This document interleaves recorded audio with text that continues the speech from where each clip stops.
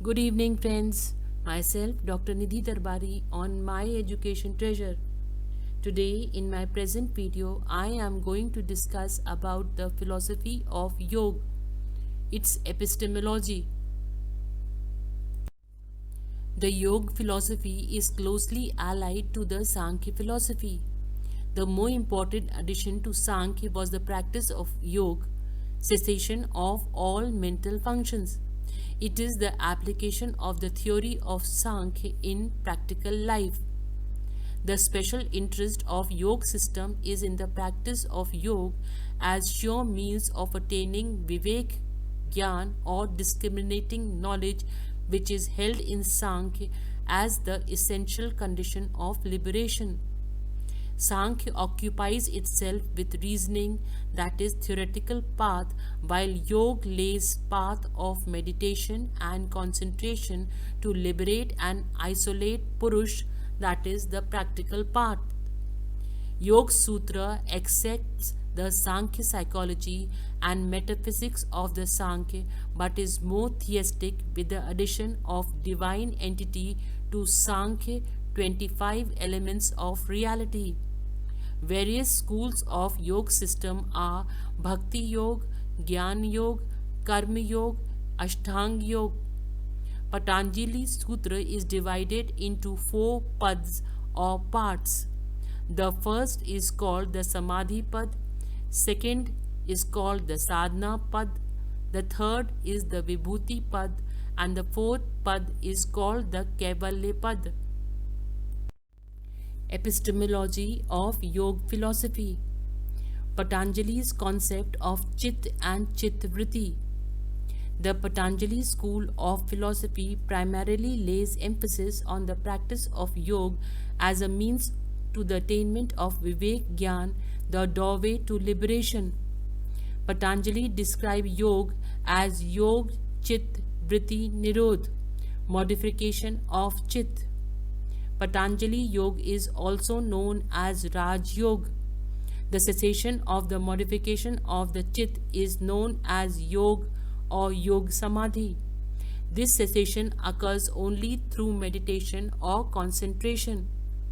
Chit means the 3 internal organs of Sankhya. The 3 internal organs include Buddhi or cognition or intellect, Ahankar or ego, and Manas or mind. It is Buddhi which includes Ahankar and Manas. Antahkaran and Chit means the same. It is regarded as the first evolute or element of Prakriti and has the predominance of Sattva. It is nearest to Purush. It reflects the Purush. It is in itself unconscious, but being finest and nearest to Purush, it has the power to reflect the Purush and therefore it appears as if it is conscious. When it gets related to any object, it assumes the form of that object. This form is called vritti or modification. The light of consciousness which comes from the Purush and illuminates this form is called Gyan. Purush is essentially pure consciousness and is free from the limitation of Prakriti. But it wrongly identifies with itself with its reflection in Chit and appears to be undergoing change and modification of spirit. Just as moon appears as moving when seen reflected in the moving waves and waves appear as luminous, similarly Purush appears as undergoing modification and appears as conscious due to Purush reflection on it. When the Purush realizes that it is completely isolated and is only a passive spectator beyond the play of Prakriti, it ceases to identify its reflection in the Chit, with the result that the light is withdrawn and the modification of the Chit falls on the ground. This cessation of modification of Chit, thought, meditation is called Yoga. It is the return of Purush to its original perfection. Kinds of modification of Chit. There are 5 kinds of modification of Chit. The first one is right cognition or correct cognition or praman. Right cognition are of three kinds: perception or pratyaksh, inference or anuman when the chit cognizes the general nature of things, and verbal testimony or shabd. The second kind of modification of chit is wrong cognition or misconception or viparay. Wrong cognition means positively wrong knowledge like that of rope and snake. The third one is verbal cognition or fantasy or vikalp. Verbal idea with no real facts to correspond. For example, hare's horn, that is imagination. The fourth one is absence of mental cognition or sleep or nidra. Nidra is absence of cognition, yet it is a mental modification because after sleep a person says, I slept sound and knew nothing. The last one is memory or recall of past experiences or smriti. Smriti is the collection of past experiences through the impression left behind. It requires their impressions. It is Purush, which is internally pure, transcendental and conscious. Klesh. Purush is eternally pure consciousness. It is Chit with the reflection of Purush in it, which is a phenomenal ego which is subjected to birth, death, transmigration, painful and pleasurable experiences. Chit is subjected to 5 kinds of sufferings or klesh. These are ignorance or avidya, foundation of all other klesh and hence of sanskars. The second klesh is egoism or asmita. Ego is profound form of ignorance and makes misdirection. The third klesh is attachment or rag, desire or craving for pleasure as remembered from past experiences or memory. Aversion or dves is the fourth one. It is the feeling of resistance and repulsion as remembered from past experiences.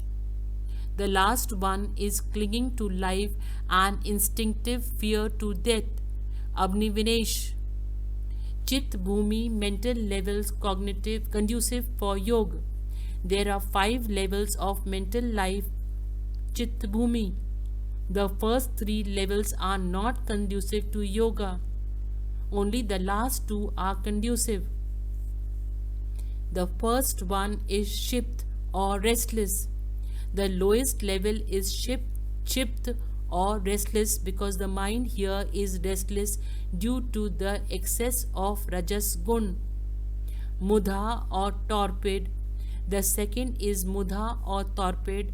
The mind here has the predominance or excess of Tamas Gun and leads towards ignorance. Vikshipt or distracted. The third is Vikshipt or distracted. Here Sattva predominates, but Rajas also asserts itself at times. Vikshipt does not mean extremely restless. In Shipt, Rajas predominates, while in Vikshipt, Sattva predominates.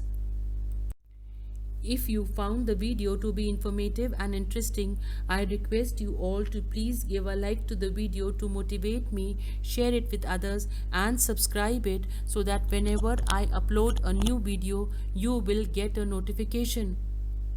Ekagra or concentrated. The fourth is Ekagra or concentrated. The mind here is entirely too predominated by Sattva and Rajas and Tamas are subdued. The mind becomes concentrated of subject of meditation. It marks as beginning of prolonged concentration of Chit. However, Chit continues to think and mental functions are not altogether arrested, Niruddh or restricted. The fifth and the highest level is called Niruddh or restricted, that is cessation of all mental functions. Chit is referred as the physical medium for the manifestation of the spirit. There are five vrittis, that is, sensual impressions, thought, idea, cognition, psychic activity on mental constructs. They are either klishta, detrimental to the goal of yoga. Klishta stem out from the mind when subjected to five klesh, that is, ignorance, ego, desire, aversion, and clinging to life, and aklishta conducive to the goal of yoga. Aklishta vrittis are the mental activities of the Jivan Mukti, that is, liberated and having knowledge of true self.